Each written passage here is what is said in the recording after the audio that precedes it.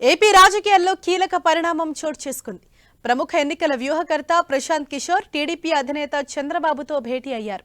హైదరాబాద్ నుంచి నారా లోకేష్తో కలిసి విజయవాడ వచ్చిన ప్రశాంత్ కిషోర్ ఉండవల్లిలోని నివాసంలో చంద్రబాబును కలిసి సుదీర్ఘంగా చర్చించారు.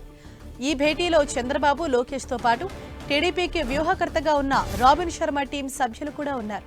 ఇప్పటికే టీడీపీకి ఎన్నికల వ్యూహకర్తగా రాబిన్ శర్మ ఉండగా ఇప్పుడు ప్రశాంత్ కిషోర్ భేటీ ఏపీ రాజకీయాల్లో ఆసక్తికరంగా మారింది.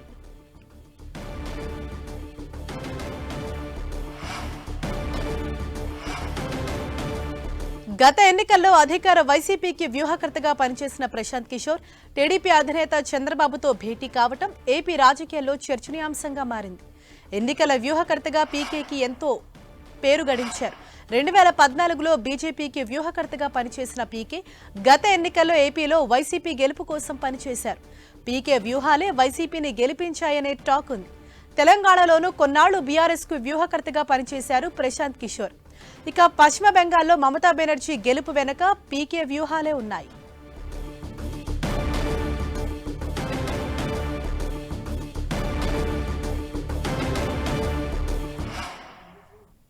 కొంతకాలంగా బీహార్ రాజకీయాల్లో చురుగ్గా పాల్గొంటున్న ప్రశాంత్ కిషోర్ ఎన్నికల వ్యూహాలకు దూరంగా ఉన్నారు. అయితే అనూహ్యంగా ప్రశాంత్ కిషోర్ విజయవాడలో ప్రత్యక్షం కావటం రాజకీయ వర్గాలను ఉలిక్కిపడేలా చేసింది. నారా లోకేష్ హైదరాబాద్ నుంచి స్వయంగా ప్రశాంత్ కిషోర్ను తీసుకుని విజయవాడ వచ్చారు. విజయవాడ విమానాశ్రయం నుంచి ఒకే కారులో లోకేష్, పీకే ఉండవల్లిలోని చంద్రబాబు నివాసానికి వెళ్లారు.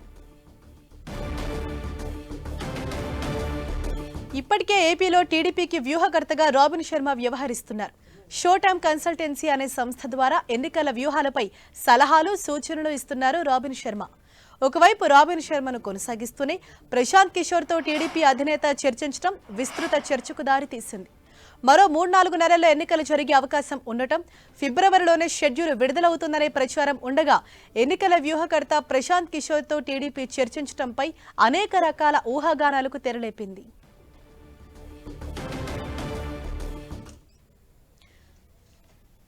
ఉండవల్లి నివాసంలో చంద్రబాబు, లోకేష్, ప్రశాంత్ కిషోర్ భేటీ అయ్యారు. ఈ ముగ్గురు సుదీర్ఘంగా చర్చించారు. చంద్రబాబు అరెస్టు సమయంలో స్పందించిన ప్రశాంత్ కిషోర్ అప్పట్లోనే లోకేష్ను కలిసి సానుభూతి తెలిపారు.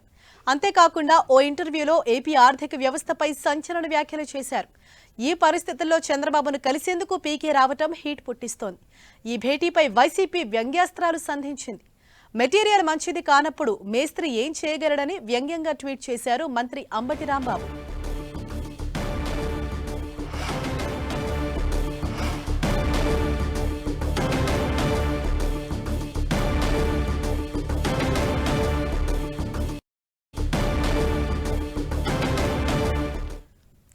ఈ భేటీకి సంబంధించి మరి డీటెయిల్స్ తెలుసుకుందాం. ఉండవల్లిలోని చంద్రబాబు నివాసం వద్ద నుంచి మా ప్రతినిధి రవిచంద్ మనకు అందుబాటులో ఉన్నారు. రవిచంద్, ప్రస్తుతం అంటే చంద్రబాబు, లోకేష్ తో పాటు ఇంకా ఎవరెవరు పీకే తోటి సమావేశమవుతున్నారు, మీకు అందుతున్న డీటెయిల్స్ ఏంటి?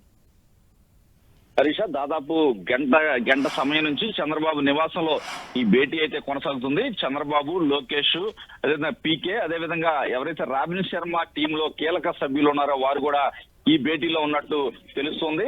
పలు నెలలుగా ఆంధ్రప్రదేశ్ లో ఒక ఫీడ్బ్యాక్ అయితే తీసుకోవడం జరిగింది. ఆ ఫీడ్బ్యాక్ కు సంబంధించిన వివరాలన్నీ కూడా ఈ భేటీలో చూయిస్తున్నారు. వాటన్నిటి గురించి కూడా చర్చిస్తున్నారు. 2 నెలల నుంచి కూడా పీకే వీరికి సహాయ సహకారాలు అందిస్తున్నారు. కొన్ని డైరెక్షన్స్ అయితే రాబిన్ శర్మ టీంకి ఇస్తున్నారు. దాన్ని బట్టి ఏ విధమైన ఫీడ్బ్యాక్ వచ్చింది, ఏ విధమైన డెవలప్మెంట్ అంటే ఏదైతే పీకే రంగంలో దిగాగా వచ్చిన మార్పులేంటి, ఆయన కొన్ని ఇష్యూస్ అయితే వీరికి చెప్పడం జరిగింది.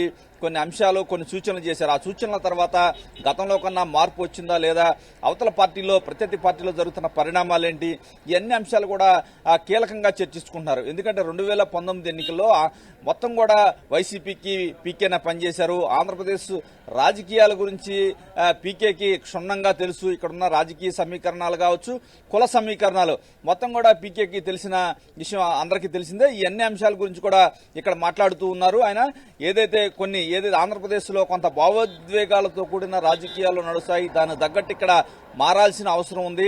కుల రాజకీయాల గురించి కూడా ప్రధానంగా ప్రస్తావిస్తున్నారు.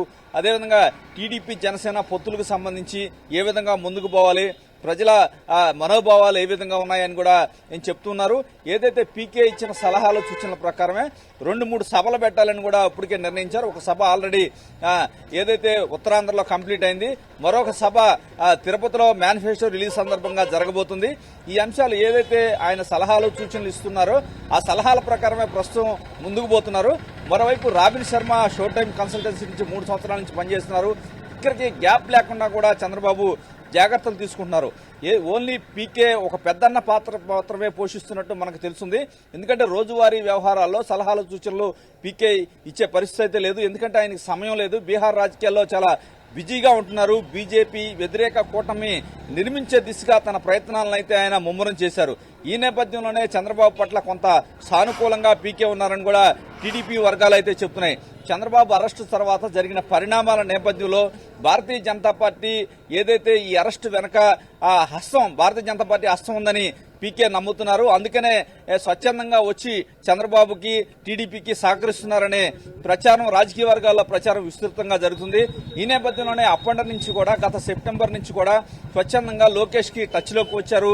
ఢిల్లీ వెళ్ళినప్పుడు కూడా తరచుగా ఆంధ్రప్రదేశ్ రాజకీయాలపై టీడీపీ ప్రస్తుత పరిస్థితిలో ఏ విధంగా ముందుకు వెళ్లాలి అనేక అంశాల గురించి తన సలహాలు సూచనలు రెగ్యులర్ గా లోకేష్ కి ఇస్తూ ఉన్నారు. లోకేష్ కి రోజువారీగా కూడా ఫోన్ కాంటాక్ట్ లో ఉంటున్నారు. కానీ చంద్రబాబుని ఎప్పుడు కూడా ఫిజికల్ గా పీకే కలవలేదు. మొదటిసారి ఆయన పీకే ఇక్కడికి వచ్చారు.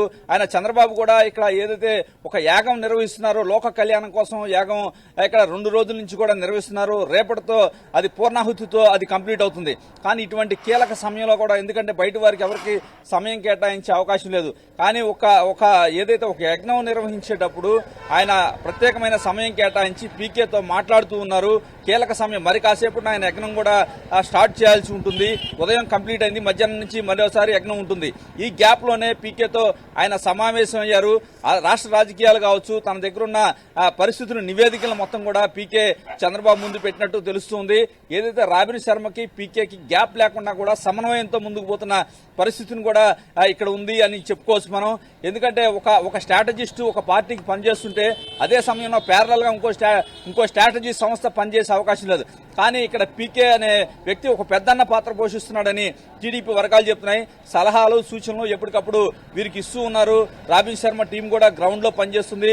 3 సంవత్సరాల నుంచి కూడా వీరిచ్చిన నివేదికలు కావచ్చు, వీరిచ్చిన రిపోర్టుల ప్రకారమే ఇన్ఛార్జీల మార్పులు చేర్పులు కావచ్చు, పార్టీ కార్యక్రమాల రూపకల్పన కావచ్చు, నియోజకవర్గాల నేతల పనితీరుని మదింపు చేయడం కావచ్చు, అన్ని కూడా చంద్రబాబు మొదటిసారి తన 40 ఏళ్ల రాజకీయ జీవితంలో మొదటిసారి షో టైం కన్సల్టెన్సీ ద్వారా తన నివేదికలు అయితే తెప్పించుకుంటున్నారు. ఇవన్నీ నేపథ్యంలో పీకే ఎంట్రీ కూడా ఇప్పుడు మనం చెప్పుకోవచ్చు. ఇవన్నీ వీరంతా కలిసి ఒక స్ట్రాటజీ అయితే రూపొందిస్తున్నారు. ఎందుకంటే ఇప్పుడు వరకు పనిచేసింది ఒక ఎత్తు అయితే ఎన్నికల్లో పనిచేయాల్సింది ఒక ఎత్తు ఉంటుంది. ఒక 3 నెలల్లో ఎన్నికలు వస్తున్న నేపథ్యంలో పీకే తరచుగా ఇటువంటి సమావేశాలు నిర్వహించే అవకాశం ఉంది. కేవలం ఆయన సలహాలు సూచనలు మాత్రమే ఇస్తారని టీడీపీ వర్గాలు అయితే చెప్తూ ఉన్నాయి. Right, thank you Ravichand. మరిన్ని అప్డేట్స్ కోసం మళ్ళీ మిమ్మల్ని కాంటాక్ట్ అయ్యే ప్రయత్నం చేస్తాం.